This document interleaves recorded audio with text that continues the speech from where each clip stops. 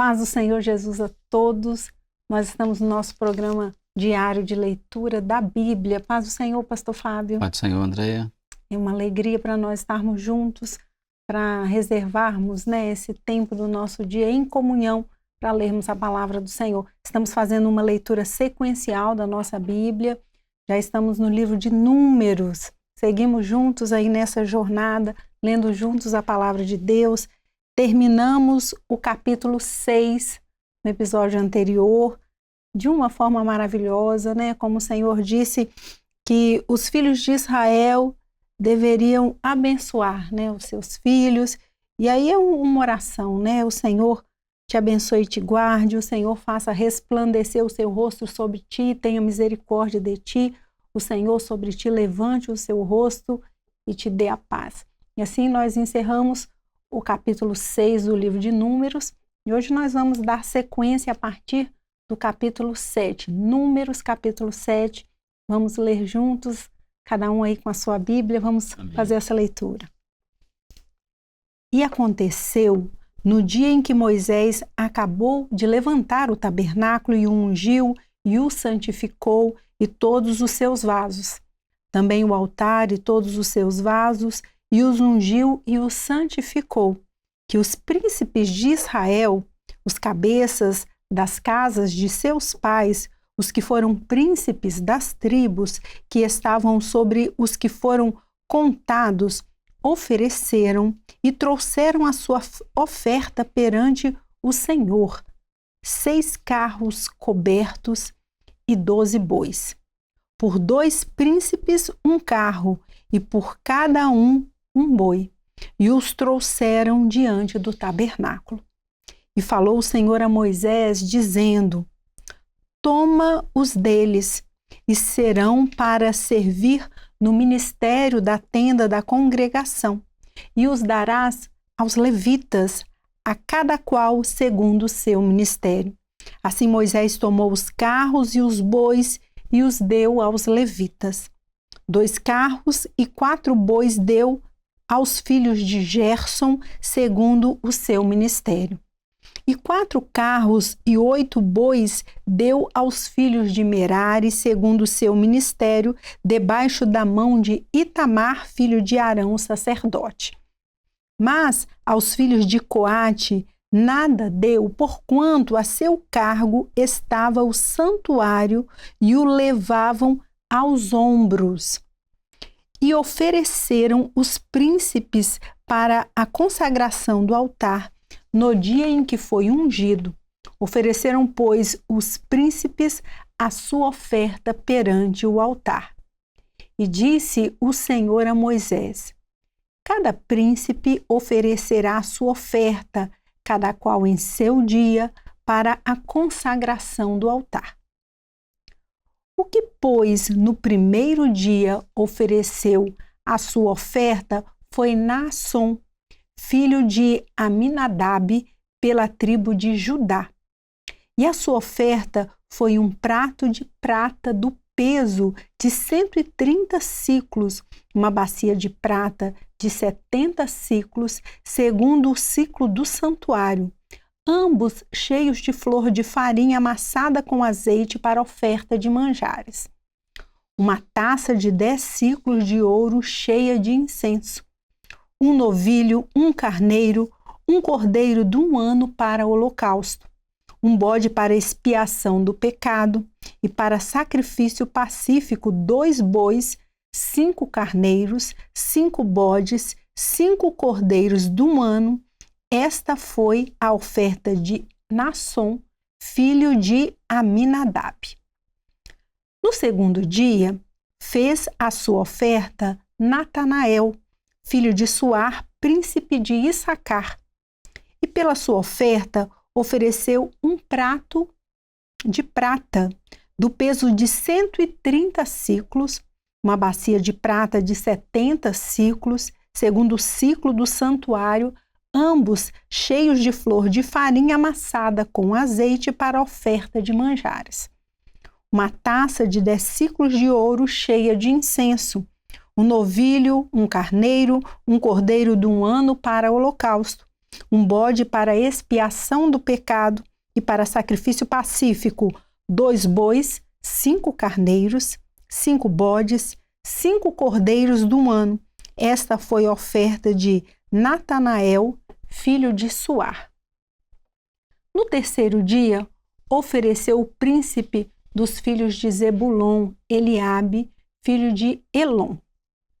A sua oferta foi um prato de prata do peso de 130 siclos, uma bacia de prata de 70 siclos, segundo o ciclo do santuário, ambos cheios de flor de farinha amassada com azeite para oferta de manjares, uma taça de 10 siclos de ouro cheia de incenso, um novilho, um carneiro, um cordeiro de 1 ano para o holocausto, um bode para expiação do pecado e para sacrifício pacífico 2 bois, 5 carneiros, 5 bodes, 5 cordeiros de 1 ano. Esta foi a oferta de Eliabe, filho de Elon. No quarto dia, ofereceu o príncipe dos filhos de Ruben, Elisur, filho de Sedeur. A sua oferta foi um prato de prata do peso de 130 siclos, uma bacia de prata de 70 siclos, segundo o ciclo do santuário, ambos cheios de flor de farinha amassada com azeite para oferta de manjares, uma taça de 10 siclos de ouro cheia de incenso, um novilho, um carneiro, um cordeiro de 1 ano para holocausto, um bode para expiação do pecado e para sacrifício pacífico, 2 bois, 5 carneiros, 5 bodes, 5 cordeiros de 1 ano.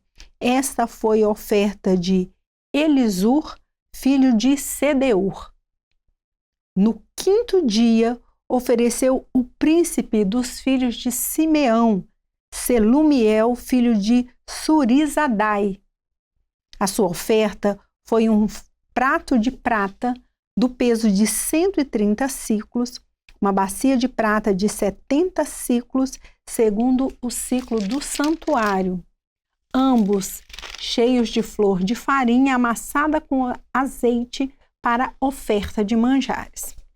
Uma taça de 10 siclos de ouro cheia de incenso, um novilho, um carneiro, um cordeiro de 1 ano para o holocausto, um bode para expiação do pecado e para sacrifício pacífico, 2 bois, 5 carneiros, 5 bodes, 5 cordeiros de 1 ano. Esta foi a oferta de Selumiel, filho de Surizadai. No sexto dia, ofereceu o príncipe dos filhos de Gade, Eliasaf, filho de Deuel. A sua oferta foi um prato de prata do peso de 130 siclos, uma bacia de prata de 70 siclos, segundo o ciclo do santuário, ambos cheios de flor de farinha amassada com azeite para oferta de manjares. Uma taça de 10 siclos de ouro cheia de incenso, um novilho, um carneiro, um cordeiro de 1 ano para o holocausto, um bode para expiação do pecado e para sacrifício pacífico, 2 bois, 5 carneiros, 5 bodes, 5 cordeiros de 1 ano. Esta foi a oferta de Eliasaf, filho de Deuel. Pastor, nós chegamos aqui ao sexto dia, né? Nós percebemos aqui na leitura desse texto que nós estamos fazendo no capítulo 7, que o santuário ficou pronto, e aí o povo de Israel, segundo as suas tribos, trouxe uma oferta ao Senhor, e o Senhor fez a divisão por dias, que eles deveriam cada um apresentar a sua oferta num dia. E aí nós fomos lendo aqui no capítulo 7 e chegamos até o sexto dia, e o príncipe daquela família ali queria apresentar a oferta. Veja, Andréia, os dois aqui no início, deixa eu só lembrar aqui, só os de Merari,